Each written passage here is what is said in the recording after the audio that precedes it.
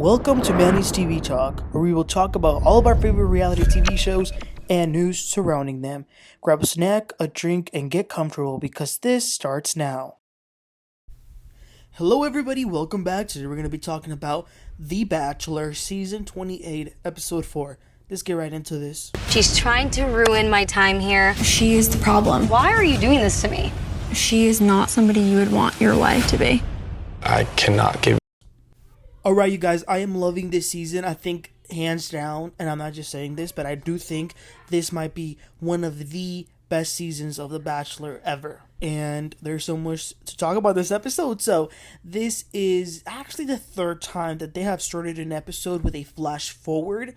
Enough of that, please. So, in this particular one, we see Maria and Sydney sitting on a boat, most likely a 2-on-1. But then we go a few days before that to see how we got there. So, it was a new week. The house still feels a little bit weird about the energy after Maria and the Sydney drama. It feels so childish, but Maria feels like she has been bullied. Sydney's somewhere over there crying. The crazy thing about it is that this all started because Medina said that she felt old. But Medina isn't even in it anymore. She doesn't even care. Jesse then comes over and he tells them to pack their bags because it is time to go international. I always love the international trip, so they get on that plane and they get going to Malta, which is a country in Europe. It's sort of close to Italy. When the ladies enter their hotel room over there in Malta, they get a card that says, Lexi, let's explore Malta together. I really like her, and I was really happy that she got this card. She gets going with Joey. They walk around the city. They try some food, buy some stuff from the merchants out in the street, even play some games and dance. This place is like unreal. It's beautiful architecture, and it's like in the middle of water. They had a good time, but I can tell that there was a layer that still kind of needs to be cracked with them, and hopefully they can get there. Back at the hotel room, Sydney is talking to Jess. And this girl, Sydney, is saying that she is determined to get Maria out of there. Damn. But anyway, what's his name? Lexi and Joey, I forgot his name for a second, go to some church. And I love a good Catholic church. Lexi says that this reminds her a lot of her grandfather. They talk to a priest. And Lexi asks the priest, out of all the couples you've married here, what's the best advice you could give a couple? And he says to be happy and have fun. But he also says something about having children because that it helps the family grow. But I quickly remembered that when Lexi shared with us on episode 1, which was that because of a disease she had, it would make it harder for her to have kids. So I felt so bad that she kind of just smiled through that statement, but you could tell that it kind of hurt her. And it's something that she's going to have to tell Joey soon. So then the girls over there in the hotel get a group date for Jenn, Daisy, Edwina, Caitlin, Allison, Rachel, Autumn, Kelsey T, Jess, Medina, Leah, and Kelsey A. That's a big date. It read, True love is worth fighting for. So, it was everyone except Sydney and Maria. And they all knew right away that this would be a 2-on-1. They quickly knew it. And they start hashing it out again. Someone says that they should honestly just enjoy the day. Don't bring the drama up. And Maria says, I appreciate that, but I was the one whose character was attacked. Then Sydney says, well, I've never been disrespectful to you. I just said that you were emotionally abusing me, and I'm the one that was disrespected. Let me tell you, if I was the Bachelor, this be the type of girl I invite on that 2-on-1 and kick her out the boat. Too much drama. Calm down.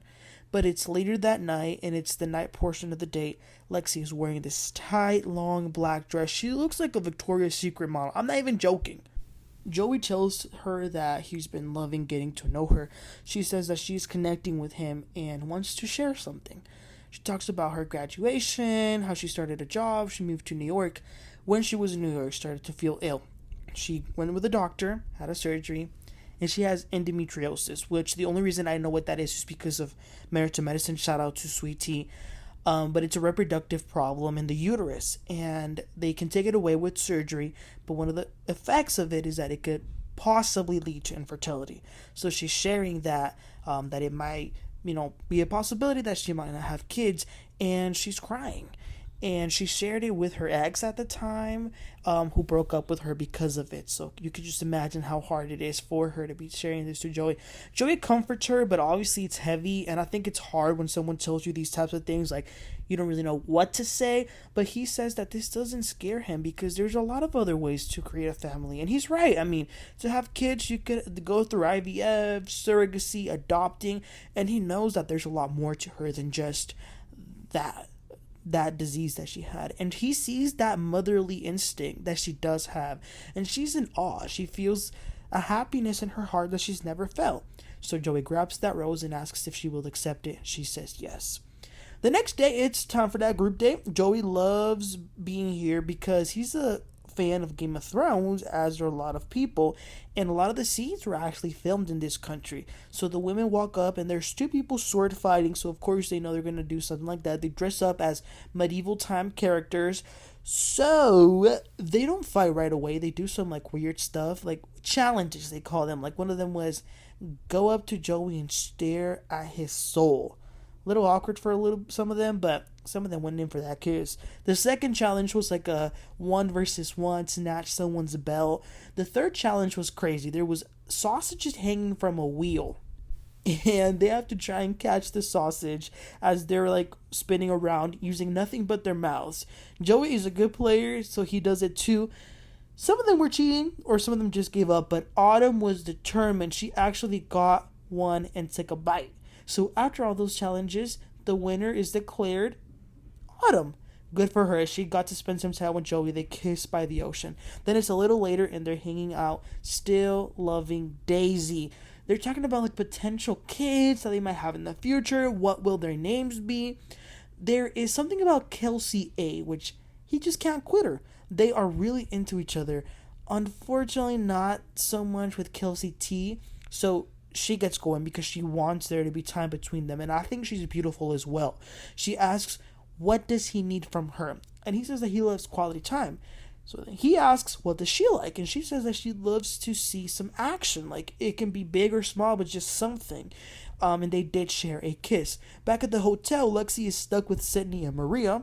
They hear a knock on the door, and it was a card that read, Sydney and Maria, meet me at the water. Sydney, that chick is insufferable. Toxic. Let's go back to the group date though. Someone else who I think has a little bit of toxicity in her is Jess, but she's starting to really like Joey, and vice versa, he likes her too. She says to him that from the very beginning she felt an instant connection, and at this point all that has been happening is that the connection keeps growing stronger and stronger with him, and she sees herself falling for him, and he feels the same, and they kiss. So when Joey goes back after talking to all of them, and he did enjoy his time with them, there were some really good conversations, he did end up giving the rose to Kelsey T. I'm so happy that he did that, and I think it was definitely some sort of validation for her.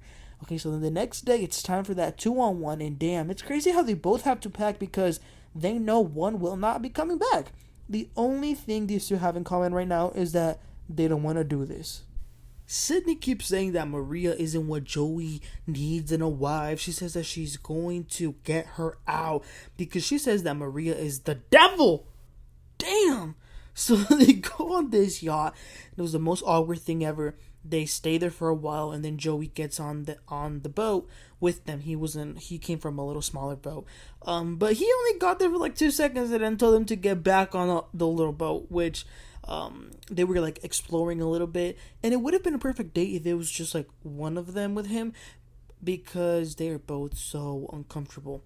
At least Maria was trying to like make it a little bit horrible by making some jokes and laughing. In their confessional, they kept calling each other every name except a child of God. So then they get back on land, and listen, I think that to a certain extent they are both kind of annoying, but Sydney, man, that's a whole other level of something else. She sucks the air right out of the room, or in this case the atmosphere. Anyway, she tells Joey this hasn't been easy, and she says that Maria has been attacking her, I tell you.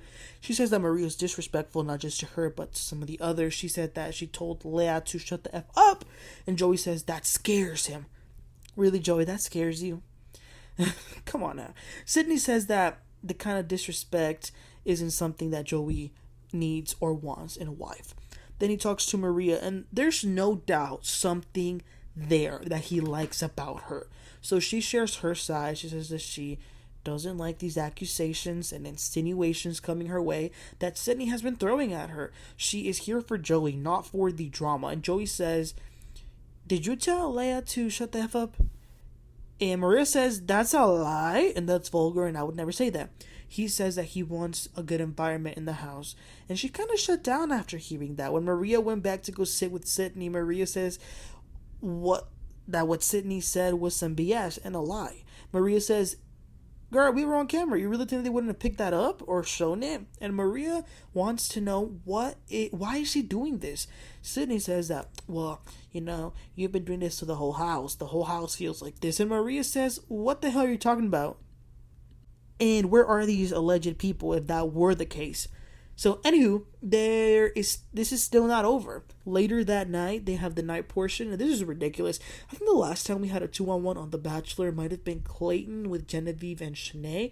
But even that one didn't go as far as this one went. So it's Joey. He says that he's still confused and conflicted, but he does have one more question in hopes of clarity. He asks Sydney, "I'm curious if you think there could be a potential future with us." She says, "Yeah," and that's why she has been putting herself in these uncomfortable positions. It's for him to know the truth.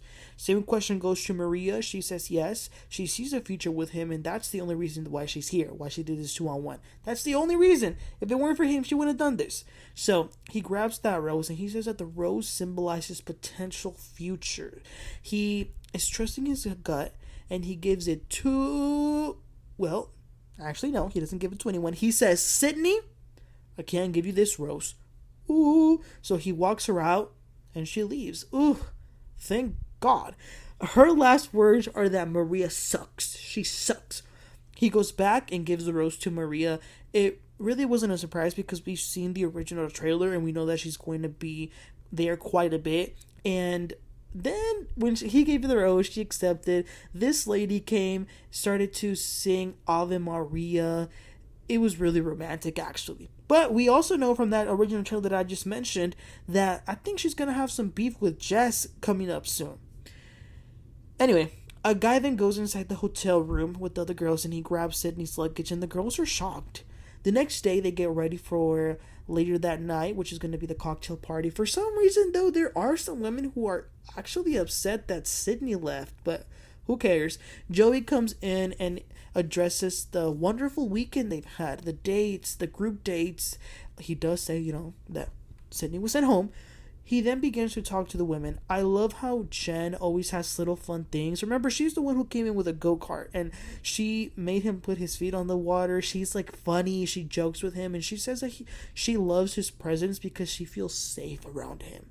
He has a good time with Edwina, who says that she likes him. She says, "I like you and you have the values that I want in a husband." Caitlin was also creative. She brought some food for him. Medina gave him a little gift, a little figurine of a knight. And she also shares something super vulnerable about her parents who divorced when she was in high school. I'm not exactly sure. She said something happened. I don't know what it was. But that has led her to not be comfortable being so vulnerable. Although, I did catch that she kind of went in for that kiss, but he hugged her. Oops. The girls are having fun. They're eating grapes. They're joking. But Leia is bothered because I guess that she was very close to Sydney, who she calls Sid, and she wanted them to, I don't know, be mourning her loss or something. And then she says that she's getting mad at Medina. Okay, so Leah says that she's frustrated and confused how Medina has navigated Sydney being gone. So she asks Medina to go talk about this outside, and yeah, she's basically telling her that she doesn't understand if Medina was friends with Sydney, why is she being so friendly with Maria? And Medina says, well, Maria knows that I was close to Sydney, but I'm not going to go be mean to her or be aggressive. I can manage this journey how I want. Leia says, well, we must have different sets of values and morals. Leia, what the hell was that? I liked you until now. If you want to have Sydney's back so bad, then you go with her. Ain't nobody stopping you. Let me tell you something. Leah turning into the villain is not what I expected. And it sucks for Maria too, because now they're telling her about this, that the people are mad that Medina's being nice to her. And poor Medina, but especially Maria, starts to cry because she feels like she can't win. She feels like anything she does is a problem. And y'all, my mouth was on the floor because she starts to cry. And Leah says, I'm glad she's crying. Huh? Oh my gosh, this was not on my bingo card. To make things worse, Leah starts to tell Joey about this, and she says that she's surprised that he sent her, Sydney home because Maria is the problem. Holy moly. So that was the end of the episode, and there will be an episode tomorrow because it's a 2-night special this week. But you guys, let me tell you, I was shocked at the very end of this episode, because who would have thought that this little super nice girl who burned the surprise card because she didn't want to affect others is now being like this. That's crazy. But anyway, you guys, please let me know your thoughts in the comments section, and let me know what you think about this whole Sydney and Maria drama and the Leah thing. Did it surprise you as much as it surprised me? Let me know, you guys. Please don't forget to like and subscribe, and I'll catch you on next time. You have a great one. Bye.